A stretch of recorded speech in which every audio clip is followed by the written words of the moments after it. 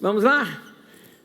Tema de hoje: ainda há uma esperança. Vamos falar juntos?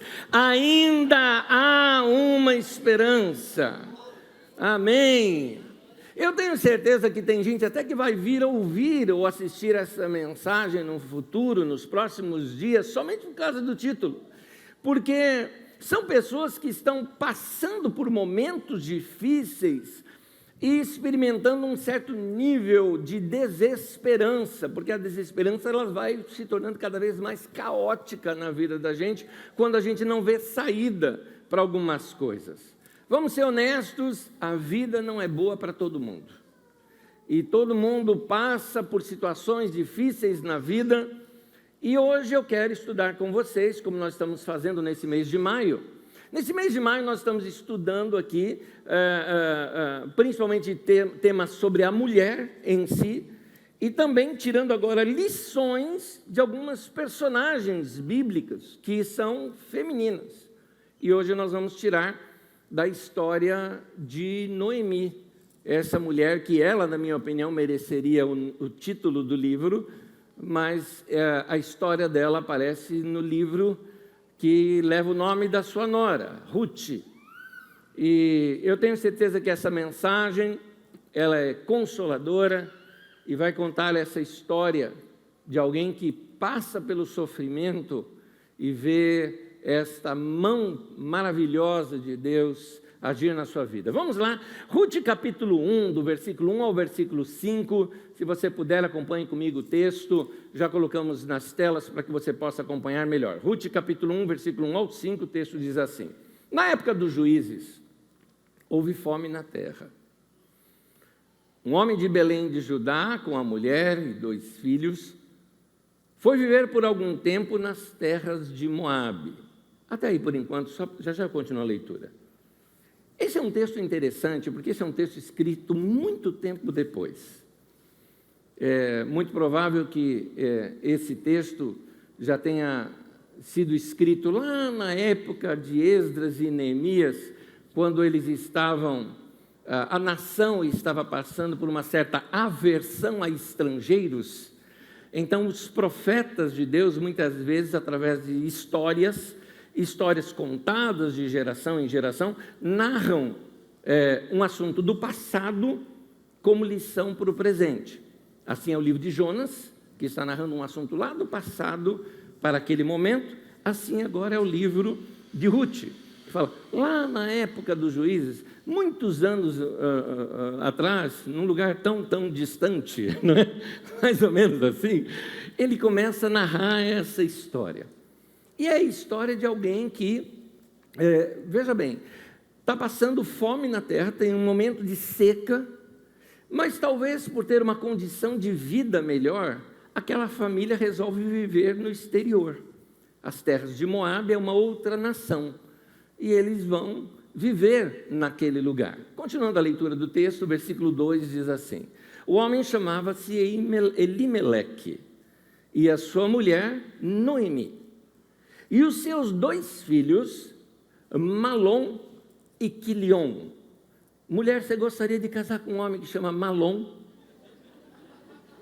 Quem é seu marido? Um Malom. Aí tem uma que fala, o meu também, fica quietinha, não fala nada não. É chato, essas coisas você manda para Deus, fala no seu particular. Malom e Quilion. Eles eram efrateus de Belém de Judá. O pessoal de Belém tinha esse apelido de Efrata, você vai ver isso inclusive no Novo Testamento, e chegaram a Moabe e lá ficaram. Morreu Elimeleque, marido de Noemi, e ela ficou sozinha com seus 2 filhos. Eles se casaram com mulheres moabitas, uma chamada Orfa e a outra Ruth. Depois de terem morado lá por quase 10 anos, morreram também Malom e Quilion. E Noemi ficou sozinha, sem os seus 2 filhos e sem o seu marido. Vamos entender a gravidade disso num contexto histórico. Mulher naquele tempo era propriedade do homem, como nós já vimos aqui diversas vezes. A mulher sendo propriedade do homem, ela não tinha direito à herança, a recursos. Por exemplo, quando o homem morria, seus bens iriam para os filhos homens. Se no caso aqui morreu o homem e morreu os filhos homens, os seus bens são para os seus irmãos homens. E se não tem ninguém por perto, a própria sociedade toma conta daqueles bens, mas nunca vão para as mulheres. A mulher ela era sempre dependente do homem, não trabalhava, não tinha recursos, portanto, uma mulher viúva já é uma situação difícil, mas aí os filhos sustentam. Agora, a mulher, além de viúva, perdeu também os seus filhos, e juntamente ali as suas noras, passando pela agora mesma necessidade do que ela. Essa mulher então chama suas noras e bate um papo com elas e diz o seguinte: olha, meninas, eu já sou mais idosa, a minha vida foi essa desgraça veio sobre a minha vida, vocês são novas ainda, porque as mulheres se casavam cedo naquele tempo. Normalmente elas já eram prometidas em casamento entre seus 10, 12 anos de idade, e vinham se casar geralmente muito próximo de 15, 16. Então essas meninas, moças ainda, ela falou: voltem para os seus, voltem para as suas famílias, e aí vocês vão ter pelo menos uma guarida para vocês, a família deve receber vocês, afinal de contas eles estavam morando nas terras deles, lá no país delas no caso. E então, Ruth conversa com essas moças, Orfa aceita a proposta, volta para a sua família, Noemi fala isso com as moças, Orfa, que era uma das suas noras, resolve voltar para a família, Ruth não. Ruth faz aquela declaração linda, que às vezes a gente usa até mesmo de forma romântica, né? Mas ali é uma declaração de amor da nora para a sogra, né? Para onde tu fores irei, onde tu repousares, repousarei, o teu Deus será o meu Deus. É linda aquela declaração de fidelidade, e ela fala: eu estou com você, eu não vou te abandonar, nós vamos juntos, e se for passar fome a gente passa junto. Na verdade, Ruth já tinha a ideia de alguma forma, ajudar essa sua a sogra, que era como uma mãe para ela. Então, Ruth e Noemi vão para as suas terras, volta para Israel, e quando ela voltou, ela se tornou motivo de escárnio, porque Noemi tem um sentido mais ou menos assim de felizarda, sortuda, inclusive pela situação.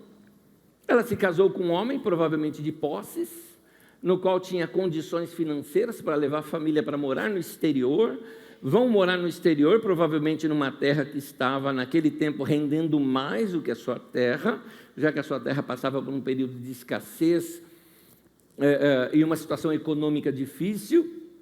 E agora ela volta para a sua terra, vamos dizer assim, como a gente costuma falar popularmente, com uma mão na frente e outra atrás.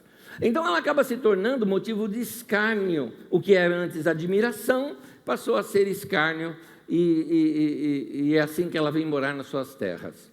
Essas duas mulheres agora, elas tinham que sobreviver do resto das colheitas que sobravam no chão. É interessante uma lei que havia em Israel, ela aparece em Levítico 23, 32, que é interessante. Essa lei, as leis de Israel eram leis muito justas, muito sábias, muito interessantes. Por exemplo, esta lei mandava com que todas as pessoas que tivessem fazenda, duas coisas eles tinham que fazer. Primeiro, não poderiam colher tudo aquilo que brotasse da cerca para fora, vamos colocar assim. De modo que quem passasse na estrada, tem aquelas árvores com plantios ou alguma coisa, poderia colher, e isso não era roubo. Alguém diria: mas por que isso? Porque tem pessoas necessitadas, tem pessoas que não têm o que comer, e elas poderiam, dessa maneira, elas não precisariam roubar para comer, já que essas partes externas de suas fazendas poderiam servir à população gratuitamente. Uma segunda coisa também: quando estivessem colhendo, o que caísse no chão não era para pegar, fazia parte da lei, para que aquelas pessoas que são necessitadas, os pobres que não teriam como comer, era só ir em tempo de colheita atrás, catando tudo aquilo, mais ou menos aquilo que a gente vê, como que a gente chama aqui no Brasil, em fim de feira, porque às vezes acontece essa situação também. Então, com isso supriria suas necessidades. Ruth, então, que era mais nova, passou a ir catar estas sobras que haviam de alimento. Com essas sobras, ela poderia, inclusive, vender para se sustentar e poderia também usar para benefício próprio. Quando ela vai colher, chamou atenção. Era uma moça nova, uma moça bonita, com traços estrangeiros, talvez por isso chamasse um pouco mais de atenção, e também, como elas eram de uma família relativamente abastada, é provável que ela ainda mantivesse as suas roupas de seu tempo melhor de vida. Ou seja, alguém que tinha uma roupa de tecidos diferentes, diferenciados, chamou a atenção, ao ponto de que o dono do lugar, o Boaz, que era o fazendeiro, chama lá o chefe dos trabalhadores e fala assim, né? Escuta, vem cá, tem aquela moça ali. E aí o chefe dos trabalhadores, né, chegou para ele e falou, oi, ela é trabalhadeira. Trabalha que é um negócio. Ele era mineiro, né? Trabalha que é um negócio. Está lá certinha, tudo mais. E é bonita, hein? Ele falou, olha, faz o seguinte, dá um toque para as pessoas que a gente está vendo. Ele falou assim, e tem mais. Fiquei sabendo que ela ainda é quem sustenta a sogra dela. E aí talvez já soubesse da história de Ruth. Por saber da história, Boaz fica sabendo daquilo. Ele falou, faz o seguinte, deixa cair mais coisa do que o normal. Dá um toque para os ceifeiros, que a hora que notar que ela está passando, deixa cair mais. Vamos beneficiá-la de alguma maneira. Vamos ajudar a moça. E então, Ruth, quando volta para casa, com aquela colheita enorme, com recursos, vamos dizer assim, que ajudaria muito a família, conta a história toda para Noemi. E quando ela cita Boaz, Noemi vibra com aquilo. Porque aí tem uma outra lei. Uma lei estranha aqui para a nossa cultura, mas a chamada lei do levirato. Levirato vem de levir, que é cunhado. Significava o seguinte, quando o irmão morresse, para que a esposa dele não ficasse desamparada, o outro irmão a tomava como esposa também para sustentá-la. E então, pela lei do levirato, o Boaz era o segundo da fila. Então ele fica sabendo disso e Noemi, por exemplo, dá um toque para Ruth, faz todo um esquema para que Ruth contasse isso para aquele homem, dizendo, olha, eu sou o descendente sua e você é o nosso parente remidor, era esse o nome que era dado, conta para ele, ele fica sabendo da história, só que tinha um irmão dele ainda mais velho que teria esse direito, e não ele. Ele vai, negocia com esse irmão, tem alguns detalhes do texto que são muito característicos da época, né? Você já ouviu falar, por exemplo, da expressão que a gente tem, fez voto no fio do bigode, né? Tem umas expressões assim dos antigos, né? E lá tinha uma, diz assim, porque se a gente não soubesse disso, não soubesse da explicação, não entenderia. Diz assim, e ele tirou a sandália e pôs sobre a mesa, né? E o outro tira a sandália e pôs sobre a mesa. Significava esse voto, era o voto deles, né? O irmão mais velho fala, não me interessa, e o Boaz se interessou. E realmente ele adota Ruth, no caso, que era a moça mais nova, ele adota juntamente com Noemi e acaba Ruth se tornando uma de suas esposas. Na verdade, a sua esposa, né? Eu falei no plural, mas é uma só. Se torna a sua esposa. Quando isso acontece, passado algum tempo, eles têm um filho. E esse filho, quando nasce, chamado Obed, diz assim, em Ruth capítulo 4, e aqui é o final da história, diz assim, Noemi pôs o menino no colo, aquela senhora, né? E passou a cuidar dele. As mulheres da vizinhança celebraram o seu nome e disseram: Noemi tem um filho.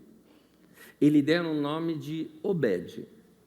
Ele foi o pai de Jessé, pai de Davi.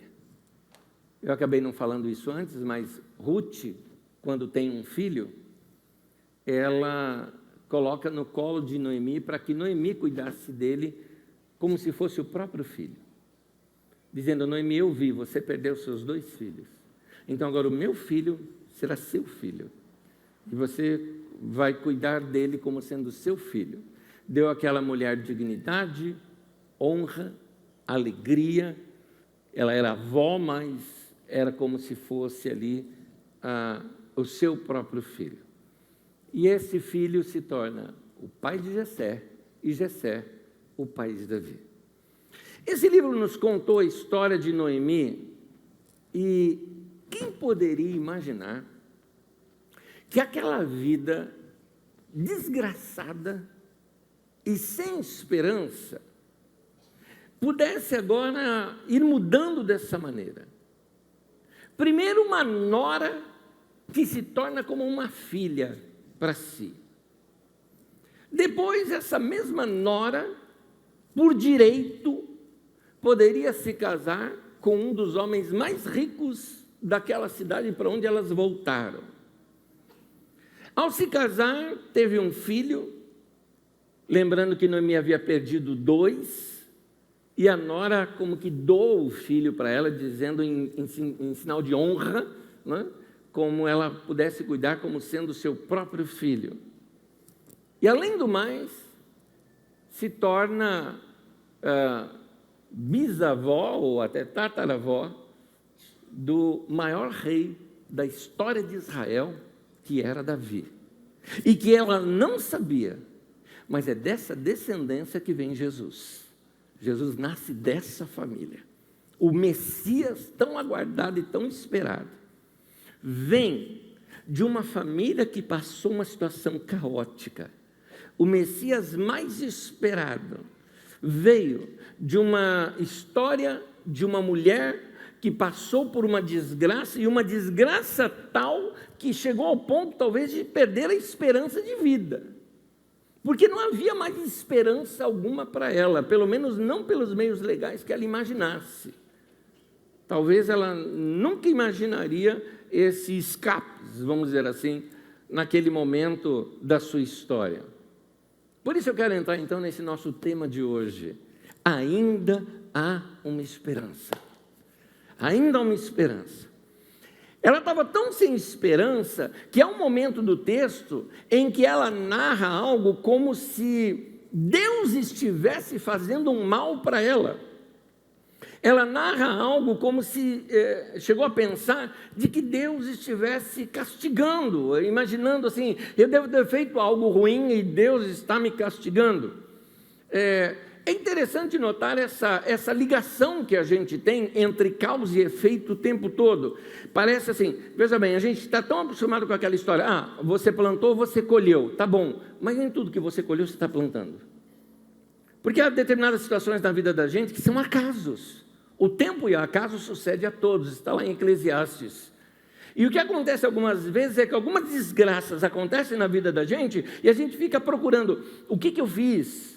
E aí piora mais a situação, porque além do problema que você está enfrentando, você mesmo se coloca uma culpa. E você fala o seguinte: eu estou entrando em desgraça, devo estar merecendo. O que será que eu fiz de errado nesse sentido? E então, Deus está fazendo alguma coisa contra mim. E um detalhe, tem muita gente pensando dessa mesma maneira hoje.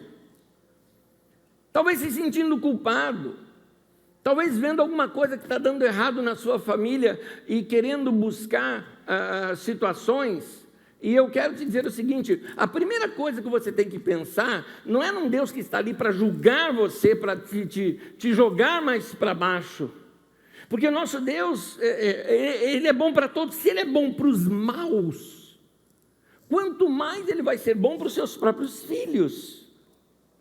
Filho, e eu vou dizer mais, ainda que você seja culpado, vamos colocar assim, eu errei, eu pequei, estou colhendo consequências do que eu pequei, vamos pensar aqui, ainda assim você não deixou de ser filho. Quando um filho, vamos lá, o pai e mãe que está aqui presente, um filho pega e desobedece você, deixou de ser filho? Vamos pegar um filho que ainda é criança mesmo, bebezinho. Alguma vez você já teve o seu filho, bebezinho, falando algo contra você? Eu me lembro uma cena de meu filho bem pequeno ainda, e ele teve que tomar uma injeção. Imagina o medo que aquele menino estava. Ele estava com medo tão grande que a enfermeira pegou e chamou o segurança para ajudar, chamou, no caso, o pai para ajudar, não é? E aí eu dei um toque de segurança, você segura os pés, eu seguro em cima, porque é meu filho, então eu seguro aqui, deixa comigo, para não machucar o menino, né? Mas precisava levar injeção. Mas o menino estava tão assim, fora de si, de nervo, de medo, na verdade, o medo gerou nervo, que ele olhou assim para mim e falou, eu te odeio! Aí pensou eu chegar assim e falar, meu filho me odeia, não me quer mais, também não te quero mais como meu filho. Você acha que eu ia fazer isso? De jeito nenhum. É uma criança, sei lá, 4 aninhos de idade, sabe? Tendo uma crise. Agora, se eu que sou mau, se eu que sou humano, sei dar coisas boas aos meus filhos, diz lá em Mateus 7, né? Ou sei compreender essa situação, quanto mais o nosso Pai Celestial.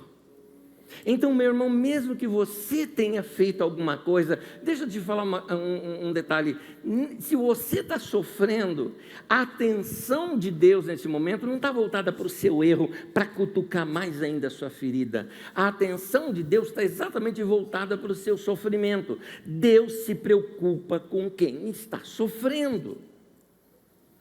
Talvez a história de alguns de vocês aqui tenha um pouco disso, de alguma desgraça que aconteceu,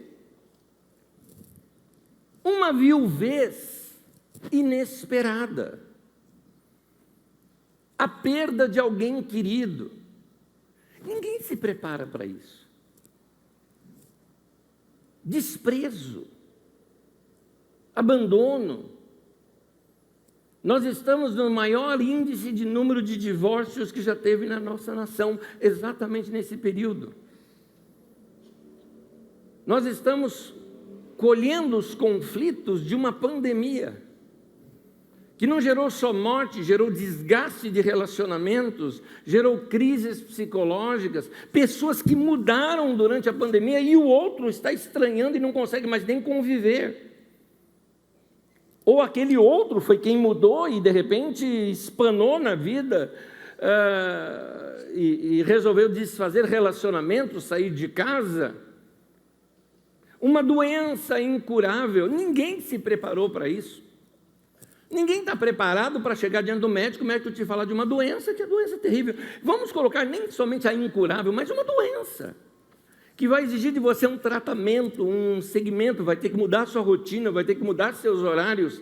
Ninguém está preparado para isso. Ninguém se prepara para um desemprego que perdura. Você pode até ter reserva, você se prepara para evitar algum problema, mas perdurar aquilo, ao ponto de esgotar suas reservas, esgotar seus recursos, ninguém está preparado para uma diminuição de renda.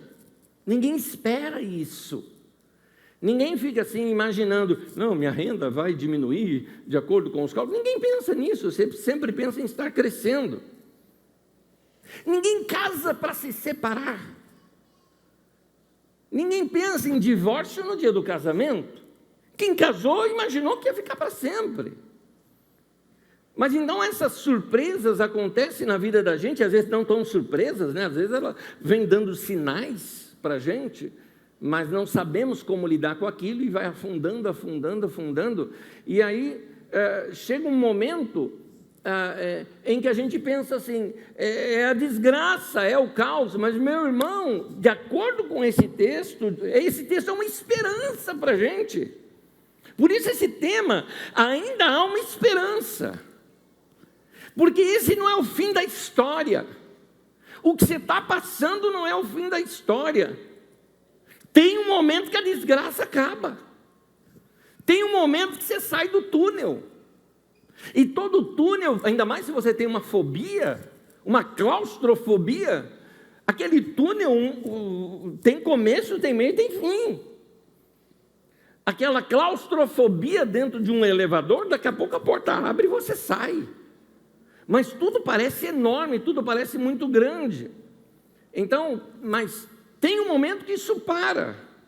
Tem sempre aquele momento de surpresa, onde a desgraça é substituída pela graça, como diz lá no texto de Isaías 63. Deus tira, em vez de cinza, Ele me dá a coroa, não é? Ele tira a tristeza e me dá vestes de alegria. Tem momentos na vida da gente, que a gente chega ao ponto de pensar, não dá para imaginar como é que Deus vai me livrar disso. Quando você chegou num determinado caos da sua vida, em que você olha as opções e não tem nenhuma. E você não sabe nem o que orar, até porque a gente tem uma mania de orar mandando Deus fazer algo, né? Deus, que o Senhor me livre disso, assim. A gente tem essa mania de ditar para como se Deus não soubesse do que fazer. Mas tem uma hora que para nós é um aparente checkmate, não tem saída para mim. Eu não sei nem o que orar. Pois bem, é nesse momento, eu acredito que a situação de Noemi era uma situação assim também. Mas eu te digo uma coisa, vai ter um dia, meu irmão, um pouco mais no futuro, que você vai olhar para esse momento do caos, esse momento tenebroso, esse momento do medo, esse momento do terror ou até da desesperança, e você vai reconhecer uma coisa, que até aquilo que é indesejado pode ser o caminho para o melhor de Deus em nossas vidas. A gente não sabe como, mas depois que você olha, você fala, e não é que foi melhor? E não é que mudou? O que você não sabia é que aquela experiência era o caminho para você experimentar algo de Deus na sua vida. Não dava para você imaginar aquilo enquanto você sofria.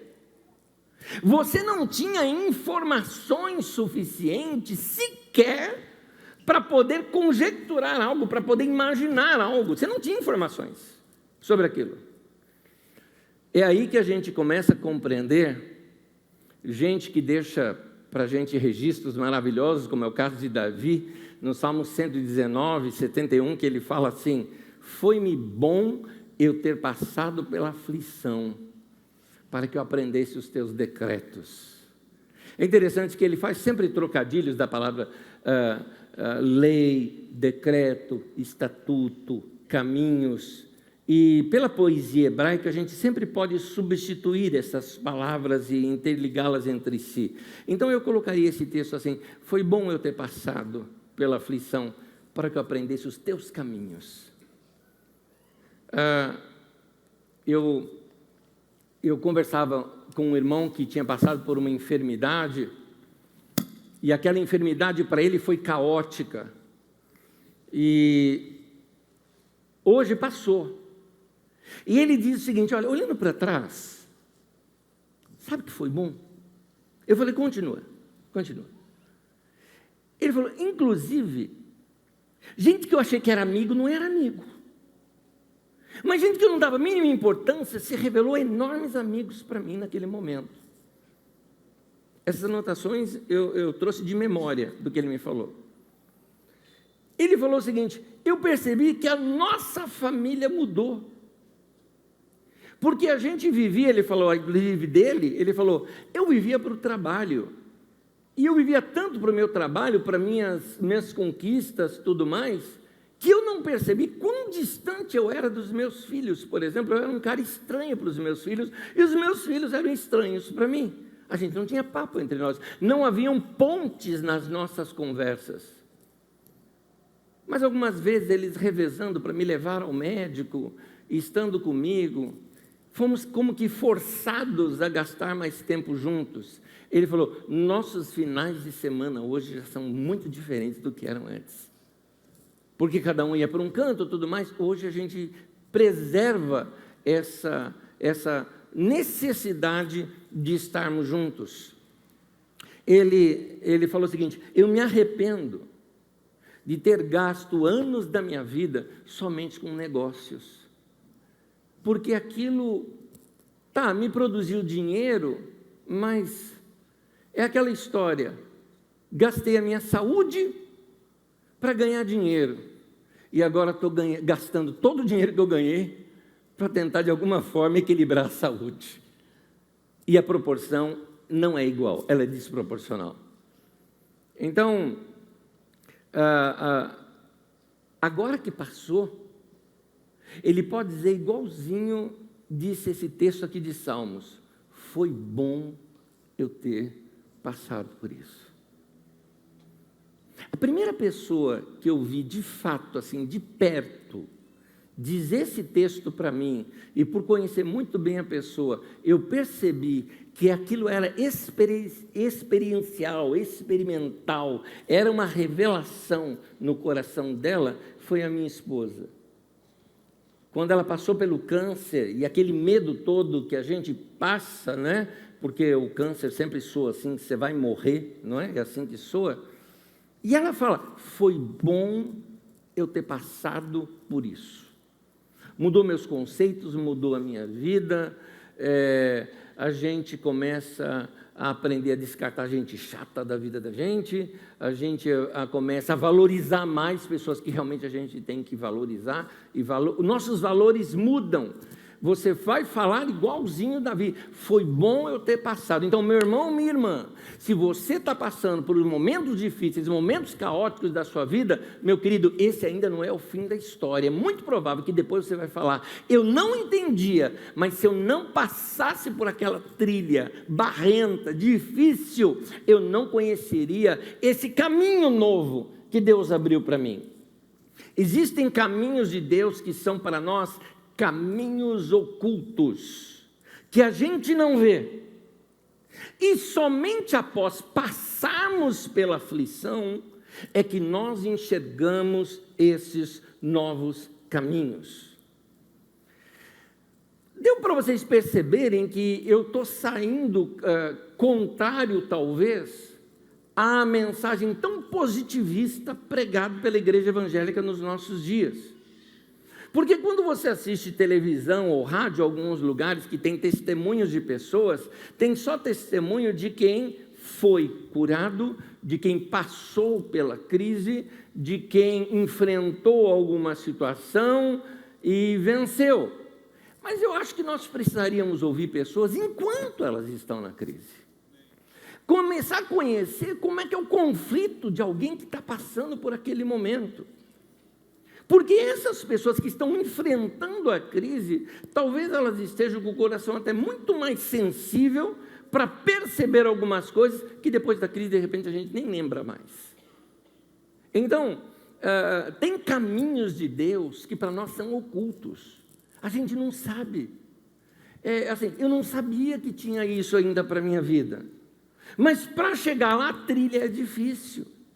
E se você não passar por aquela trilha, você não vai entender. E você só vai entender depois de passar por aquela trilha. São necessidades que a gente tem na vida da gente. É por isso que eu quero te dizer, meu irmão, minha irmã, não desista da tua vida, porque com certeza Noemi, por exemplo, poderia dizer no final da história dela o seguinte: eu jamais poderia imaginar que a minha história iria terminar desse jeito. E a história de Noemi foi tão marcante que as pessoas começaram a contar a história dela. E essa história foi relembrada ao redor das fogueiras, à noite, nos vilarejos.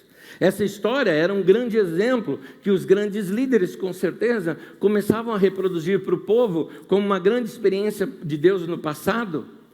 E a história é escrita, sei lá, eu estou aqui chutando em torno de uns 700 anos, talvez depois, é que ela passou a ser escrita. Alguém falou: deixa eu registrar isso antes que a gente perca essa história, porque ela é fantástica, aconteceu lá muito, muito tempo atrás, essa história. E é interessante, ela nunca imaginaria que um dia, um povo, lá nos Cafundó do Judas, como dizia minha avó, divisa de Osasco e Carapicuíba, ia estar falando o nome dela, e tirando lições para suas vidas. Um sofrimento de alguém que pela perseverança e constância foi vencido. A bondade de Deus se manifestou para ela, virou história, virou lição, e hoje está dando ânimo para a nossa vida aqui.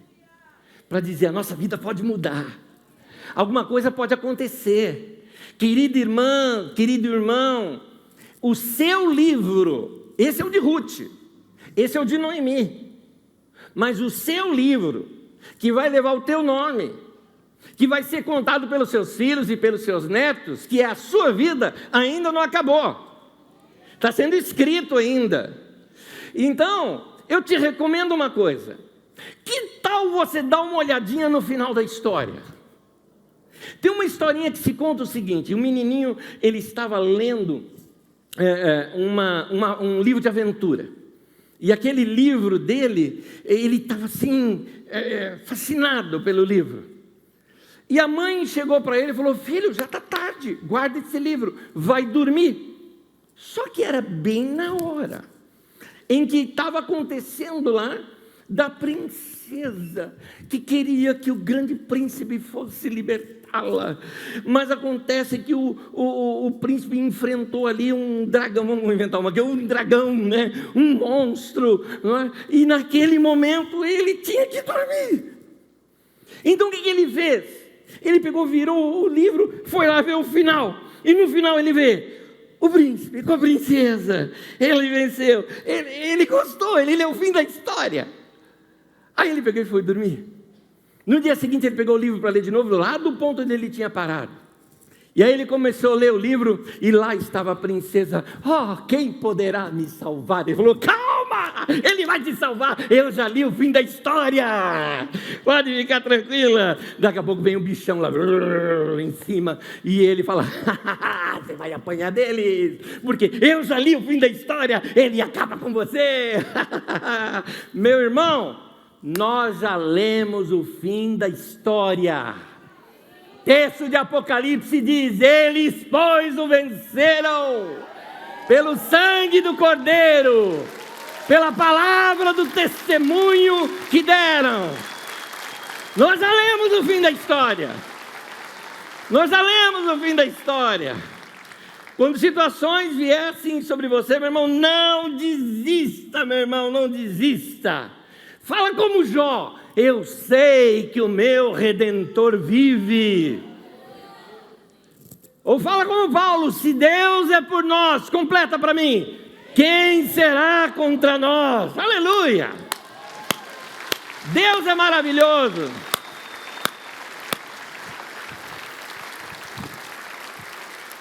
Minha tradução do texto: se Deus está com a gente, vai encarar. É isso. Meu irmão, essa ainda pode ser a sua história. Então não desista. Talvez você nem consiga imaginar como você vai sair disso. Talvez você tenha um sonho no teu coração que você, no fundo, você acredita que Deus colocou lá dentro de você. Mas quando você olha, você fala: não tem mais como. Não dá mais. Existem crises assim na vida da gente. E por que você caiu no desânimo ou desiludiu? É porque você não tem elementos suficientes na sua mente para imaginar uma saída. Mas é como aquela história do Deus que está lá em cima, olhando tudo. Igual a gente olha uma formiguinha passando, o nosso Deus olha assim para a gente e fala: está difícil aí, né, filho? Mas ó, eu estou olhando ali lá adiante, tem um negócio bom para você, tem um negócio bom. Mas a gente não olha para Deus, a gente fica assim só: tem uma montanha aqui na minha frente. Ele fala: atravessa, filho, vai lá, atravessa. Lá está melhor, lá vai ser diferente. Nosso Deus vê coisas, Ele tem caminhos que a gente não conhece. Mas a gente tem que enfrentar determinadas situações. A gente tem que enfrentar situações que a gente nem imagina como é que nós vamos sair dela. Mas é agora, no meio da aflição, meu irmão, que a gente vai dizer, pela fé, nós vamos dizer isso. Salmo de número 23, versículo 4, diz: ainda que eu ande pelo vale da sombra e da morte. Fala junto comigo a continuação. Eu não temerei mal algum, porque tu estás comigo. Maravilha, maravilha, maravilha. É o nosso Deus. É o nosso Deus. Aleluia. Aleluia. Não terminamos ainda. Não terminamos ainda. Há algo que eu quero fazer aqui com vocês. Magda, por favor, vem aqui à frente comigo. Você está com a sua família nesse momento? Se estiver com a sua família, eu queria te convidar para você dar as mãos para essa pessoa. Se você não está com a sua família, você vai colocar a sua família junto com você nesse momento. Alguns de vocês, seus filhos, talvez sejam como os meus, estão dormindo agora, tá bom, eles estão com a gente aqui. Eles estão com a gente aqui. Feche teus olhos nesse momento. Traga agora aqui para o teu coração toda a tua família. Começa agora, não é pedir não, agradecer a Deus pela tua família. Agradeça por todos os seus irmãos, suas irmãs. Mesmo aqueles que passaram já, meus pais já foram embora. Eu vou agradecer a Deus por eles, pela história. Dá um microfone, por favor. Obrigado. Nós vamos agradecer. Vamos agradecer pelos nossos filhos. Você é solteiro? Pela fé, agradeça pelos seus filhos e netos. Vão vir ainda. Mas nós vamos agradecer aqui pela nossa família nesse momento. Por causa dessa aliança que Deus fez conosco. E o texto de Josué diz: eu e a minha família serviremos ao Senhor. Amém? Magda, vamos orar. Obrigada, Senhor. Obrigada, obrigada. Nós te damos graças pela família que o Senhor nos colocou, pela família que o Senhor nos deu. Obrigada, Senhor, pelos filhos. Obrigada, Senhor, pelos netos, genros, noras, cônjuge. Tudo, Senhor, nós te agradecemos. Amém. Obrigado pelos avós, pelos pais. Oh, Senhor, muito obrigada. Obrigado. A nossa herança é bendita, porque Amém. o Senhor nos abençoou. O Senhor é tão bom e generoso. Amém. Que insiste em nos abençoar, mesmo não merecendo. Senhor, a mesma bênção do Senhor que está sobre a minha família, do Anésio, essa bênção maravilhosa que nós desfrutamos, que seja na vida de todas as famílias aqui desta igreja, Senhor, Amém, da nossa comunidade. Haja abundância, Senhor, das bênçãos do Senhor sobre nossas famílias. Amém. Que possamos, Senhor, testemunhar quantas bênçãos o Senhor nos dá e nos dará. Te louvamos, Senhor, de todo o nosso coração. Amém. Amém, amém, amém, amém.